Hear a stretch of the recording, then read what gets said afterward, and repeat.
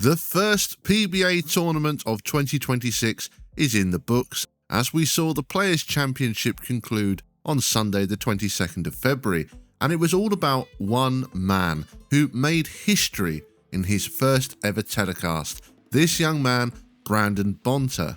In this video, I'm going to break down exactly what he did on his first ever telecast, why it was so special, and how he made some history in the title match.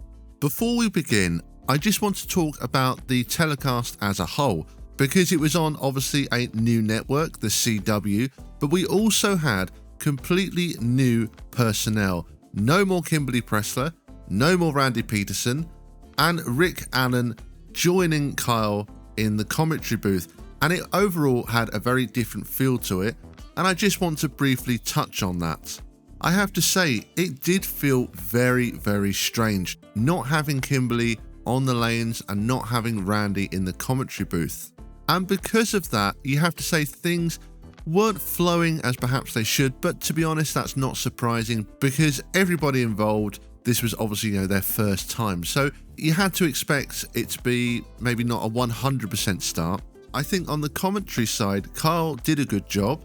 He had big shoes to fill, as I've spoken about before, but I thought he brought a good amount of knowledge into the booth and was able to make sure that knowledge was accessible to all. So I thought that was pretty good. Rick Allen obviously, has quite a lot to learn about bowling, and perhaps in time he can improve his knowledge, and that would definitely help things. I think the biggest thing here is chemistry between the two.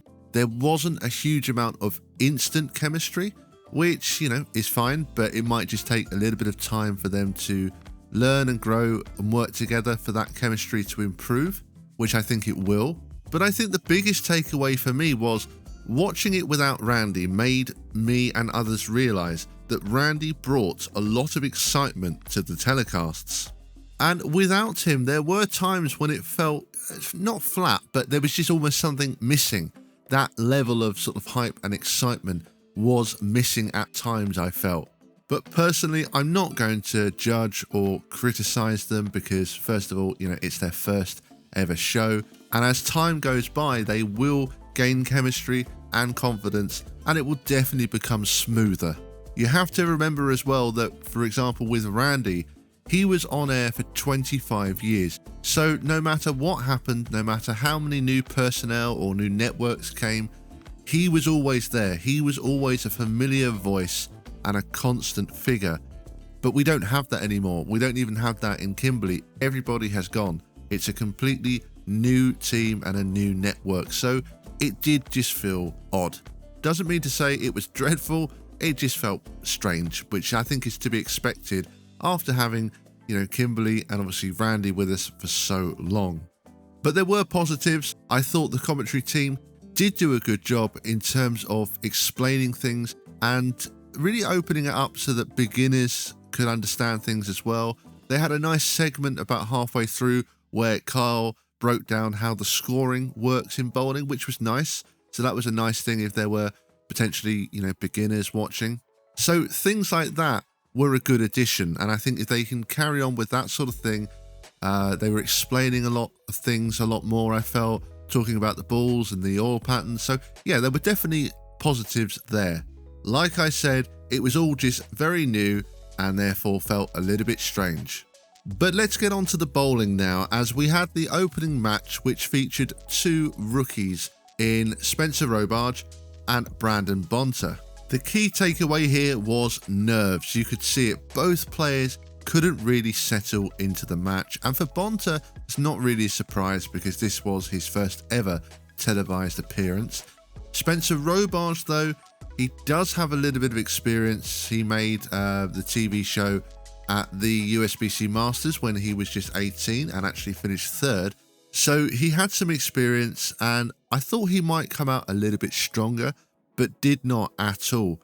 In the first frame, Bonta went light and left a 2-pin which he missed, and that was just pure nerves.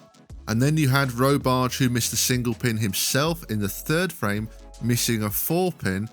And watching this, it was rough from both players to begin with. They just were not settled at all, which is why they were making these very uncharacteristic mistakes. It was Bonta who really settled into the match first. He had a double in the 4th and 5th, made a pretty good shot in the 6th, nearly left a 7-10, but the 7-pin just fell, and then followed it up with a strike in the 7th. For Robarge though, he didn't actually get his first strike of the match until the 7th frame, and couldn't turn it into a double, leaving a 7-pin.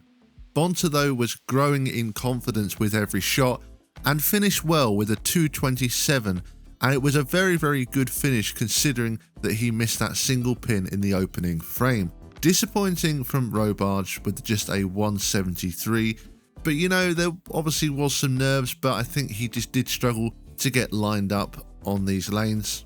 And I should mention as well that this was a dual pattern event, so we had the 50-foot Badger on the left lane and the 37-foot Viper on the right lane. And another interesting thing to note is that this telecast wasn't actually even being bowled on the same lanes that they were playing on all week. Clearly, the lanes were playing a lot different, because in commentary, Carl mentioned that Brandon Bonta didn't actually use urethane at all throughout the week, but then on the right lane on the Viper on TV, he was actually using an IQ 78U. So tough for the players to come and do that after bowling, you know, all week at another centre, and then have to adjust and adapt to bowl on TV on a completely different centre where they're obviously going to play quite different. So it was Bonta who advanced to match number 2. This one was a much tougher task as he was going against a very experienced winner in Jesper Svensson. Both players were lined up straight away. Obviously Bonta had a good look on game 1 and managed to figure things out on both the left and right lane, and Jesper came in with his urethane and pretty much does what Jesper does, and both were consistently in the pocket. It really seemed that the lanes were playing pretty good in terms of the players could control the pocket. There definitely was some excellent shot making going on here, but overall there was potential for some high scores, and it quickly did turn into a carry contest. Both players had the front 4. Bonta went a little bit high in the 5th, left the 4-7-9 for an open frame, which he nearly picked up. Jesper then left a 7-pin, which he surprisingly missed. And after this point, this was really the turning point for Svensson, because the carry for him just went away completely, particularly on the left lane. He was still using urethane on the 50-foot Badger, but just kept leaving the 7-pin on the left lane. This allowed Bonta to gain an 18-pin advantage, stringing 3 strikes in a row, getting a 3rd strike on the left lane using the transformer. This put Jesper in a pretty much of a must-strike situation, and in the 10th frame again, it was a 7-pin, and it was a decent shot, just no carry on that left lane. So Jesper finished with a 216, and Bonta needed just 8 pins, which he got. This was a much better and more confident game from Bonta, and like I said, it turned into a carry contest, and Jesper lost that contest. So 2 lefties down, and now the 3rd lefty, Graham Farr, who'd won his first ever title at the 2016 PBA Players Championship. Both players started strong, and again, neither of them had any problems with the dual patterns and were able to easily make the pocket. Both got out to a pretty decent start, but again, the theme here was it was a carry contest. And Farr did have some strikes, but he did have an 8-pin and a 7-pin as well. Now, interesting here because Bonta was doing pretty well. He had the first 3 strikes, and then in frame 4 on the left lane, went a little bit light and left a 7-pin. So on the next shot on that lane, it prompted him to make a ball change. I was a little bit surprised by this because I still thought the transformer looked pretty good, and I thought it was quite a bold move to make a change at a crucial point halfway through the match. But you know what? The change worked, and he got a strike to take a 21-pin lead. Farr got a messenger strike, but again the carry eluded him on the left lane, leaving a 7-pin, and as we saw with Jesper, that seemed to be the trickier lane by far in terms of carry for the left-handers. Although, to be fair, it was pretty difficult for the right as well, because, yeah, 50 foot in length, very easy for the ball to just slide and hit light, and that seems to be what was happening. Bonta extended the lead to 22, sticking with the urethane on the right lane, then left a 10-pin on the left, again with the bionic, spared it up for a 21-pin lead. Now, Bonta struck in the 9th and the 1st in the 10th, and needed one more to shut far out, but he left another 10-pin on that left lane. He made the spare, which meant that Far could strike 3 times in the 10th for a tie and a roll-off. But Far's first shot, it was a good one on the right lane, but it just left an 8-pin. A pin was spinning round, and I really thought that this was going to fall, but it didn't. A really bad break here, a decent shot, and he was very unlucky not to strike here. But Bonta would march on to the final, taking down all 3 lefties so far. However, the title match would be a slightly different prospect, not only because he was going against a right-hander for the first time, but also going against the best bowler in the world, EJ Tackett. Tackett had a very difficult job here. He's coming in completely cold and going against someone who's had 3 games, is totally lined up and knows exactly what each lane is going to give him. But to be fair, EJ Tackett came out and looked very good out there. He had the shot on both lanes and was lined up. And I've said it in the last 2 matches, but I'll say it again. This one was just simply a carry contest because the lanes were playing in such a way that both players were able to once again hold the pocket pretty easily. It just literally came down to carry. Although, of course, there was some very good shot making, and I have to say, I thought the shot making on the whole so far has been to a very, very high standard. But it was clear to see that Bonta had really broken the lanes down for himself and carved out a nice area, particularly on the right lane. He did have some room on the right lane using the urethane ball and started to throw a lot of strikes. When we look at this match halfway through, after 6 frames, Bonta had the front 5 and Tackett headed into the 6th frame. He went strike, 10-pin, strike, strike, strike, 10-pin. And both shots that left a 10-pin were pretty good, particularly that second one. I thought it was a really good shot and EJ appeared to like it as well. But this is where Bonta simply took things to another level, striking in the 6th and the 7th. And by this point, he had some swag as he was walking back. He was absolutely full of confidence. Not only did he have the previous games where he managed to get comfortable, suddenly here he was performing, striking every shot against the best in the world and quickly building up a significant lead. Tackett tried to stay with him, striking in the 7th and 8th, and Bonta was up by 31. But again, the 8th and 9th frames were both strikes for Bonta, which sealed this match. And Bonta had put some great shots down, but you can see from the shot in the 8th here, things were just going his way. He was getting that little bit of luck when he needed. He was getting that bit of carry when he needed, where other players were struggling at times with the carry, leaving corner pins. Bonta on the whole was able to kick those out. It really came down to fine margins at the end of the day, but Bonta had put down 9 excellent shots so far. Tackett left another 10-pin in the 9th frame and then got all 3 strikes in the 10th to finish up with a 238 game. So the match was over. The title had been decided, but there was something else to play for here, and that was for Bonta to get a perfect game. And watching this, I fancied his chances simply because he was finishing on the right lane on the Viper pattern. And he threw pretty much 3 perfect shots here in the 10th. It was never really in doubt. Every shot was great, every shot carried easily, and he got a perfect 300 game.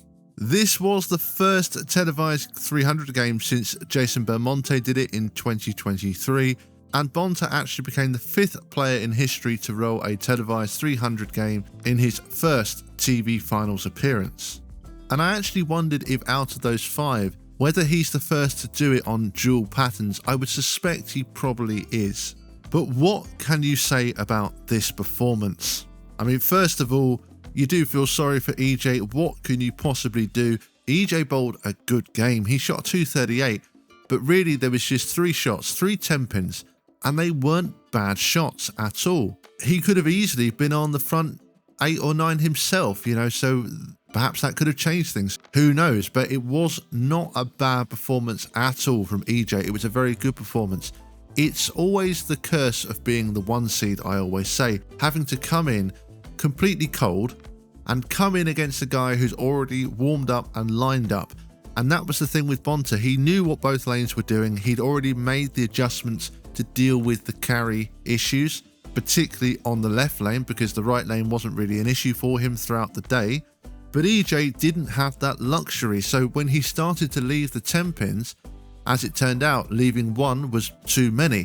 But, he was trying on the fly to quickly work things out and deal with the carry. And really, he just needed that game, one more game beforehand, to line up, figure out how to, maximize his carry on both lanes. But that is the problem when you're coming in as the 1 seed. But to come in as the 1 seed, bowl a very good game, shoot a 238, but then lose to somebody who bowled a perfect 300 game, well, what else can you do? For Brandon Bonta, this was historic. After such a shaky start in the first game, he gained so much confidence so quickly and just grew with every shot and every match. At 23 years old, he is now a major champion on his first ever televised appearance. And not only that, he finished it off in absolute style with a 300 game in the title match. Now, I think this could be the greatest performance we've ever seen, both from somebody making their debut on TV, but also from a rookie. I'm struggling to think of anyone else, any other performances that I would put above this.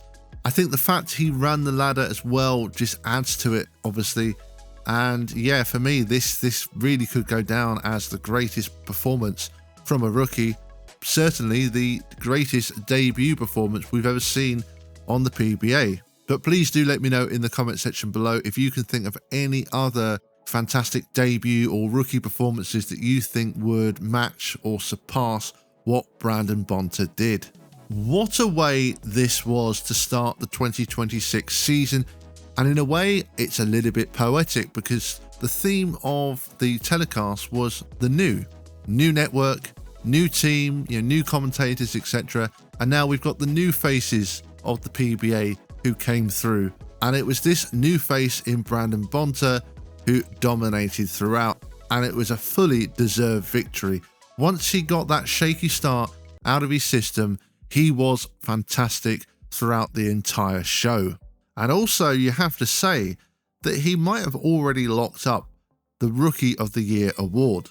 So even though it was a little bit odd without the familiar faces and voices that we've been used to seeing and hearing on the PBA for some time now, in terms of the bowling, it was absolutely incredible. And what a way to start the 2026 season. And so that brings us to an end of this video. I hope you all enjoyed this one, and if you have, I would really appreciate it if you would hit the subscribe button below. I'm going to be doing more breakdowns like this every week for the PBA telecast. We've got the Pete Weber tournament coming up next Sunday, so keep an eye out on my channel for that video next week, but also some more videos before that as well. If you have enjoyed what you've seen here today, I'd really appreciate it if you would hit the subscribe button below. Well, that will do it from me for today. And as always, thank you, bowling fans, and see you all next time.